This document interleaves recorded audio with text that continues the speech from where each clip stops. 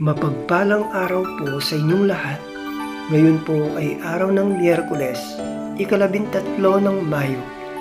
Pakinggan po natin ngayon ang mabuting balita ng Panginoon.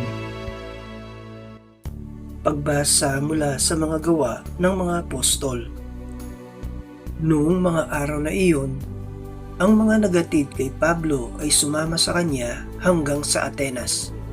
Pagkatapos nagbalik sila sa Berea, taglay ang bilin ni Pablo kina Silas at Timoteo na sumunod sa lalong madaling panahon.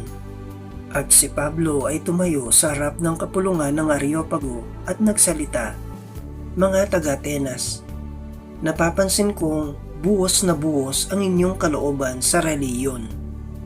Sapagkat sa paglalakad ko sa lungsod at pagmamasid sa mga sambahan ninyo, nakakita ko ng isang dambanang may nakasulat na ganito, sa Diyos na hindi nakikilala, ang inyong sinasamba kahit hindi ninyo kilala, ang siya kong ipinapahayag sa inyo, ang Diyos na gumawa ng sanlibutan at ng lahat ng naroroon, ang siyang Panginoon ng langit at lupa. Kaya't hindi siya tumatahan sa mga templong ginawa ng tao. Hindi sa siya'y nangangailangan ng anuman, kaya siya pinaglilingkuran ng tao. Sapagkat siya ang nagbibigay ng buhay, hininga, at ng lahat ng bagay sa sangkatauhan. Mula sa isay, nilikha niya ang lahat ng lahi sa balat ng lupa. Itinakda niya ang kanya-kanyang panahon at hangganan.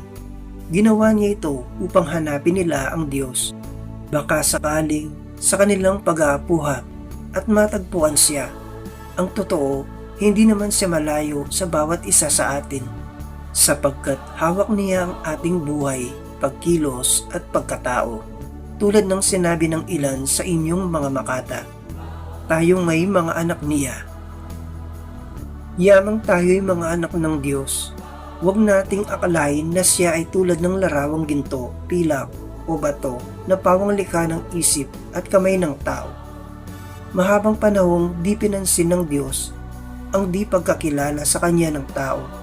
Ngunit ngayon iniuutos niya na magsisilat talikdan ng kanilang masamang pangbuhay, sapagkat itinakdanan niya ang araw ng paghukom sa sanlibutan at ito'y buong katuparan niyang gagawin sa pamamagitan ng kanyang hinirang. Pinatunayan niya ito sa lahat nang buhayin niyang muli ang taong iyon. Nang marinig nila ang sinabi ni Pablo tungkol sa muling pagkabuhay, tinuya siya ng ilan, ngunit sinabi naman ng iba, ibig namin kayong mapakinggan uli tungkol dito.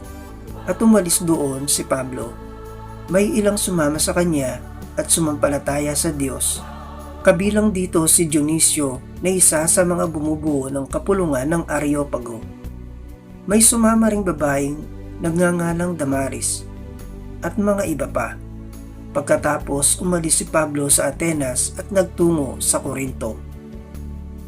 Ang salita ng Diyos. Salamat sa Diyos. Salmong tugunan. Ang kadakilaan ng Diyos sa lupa't langit ay lubos. Purihin ang Diyos nitong kalangitan.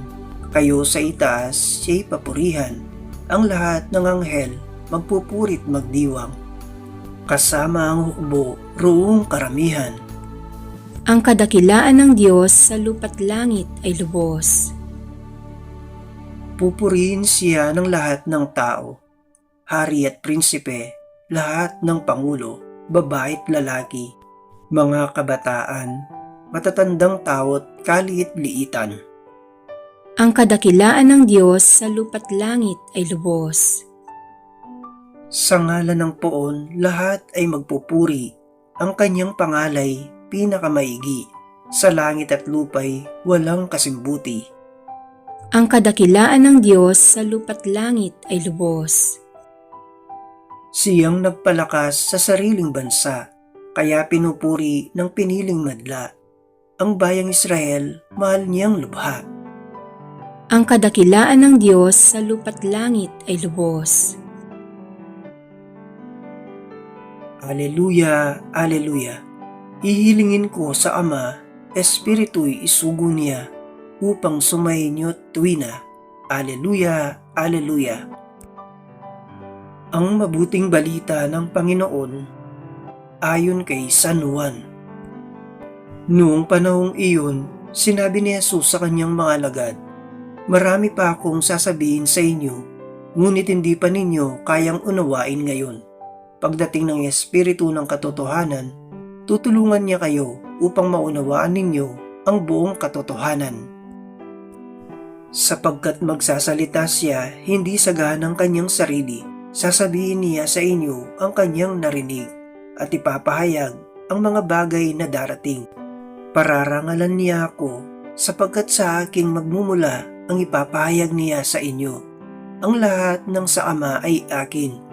Kaya ko sinabing sa akin magmumula ang ipapahayag niya sa inyo."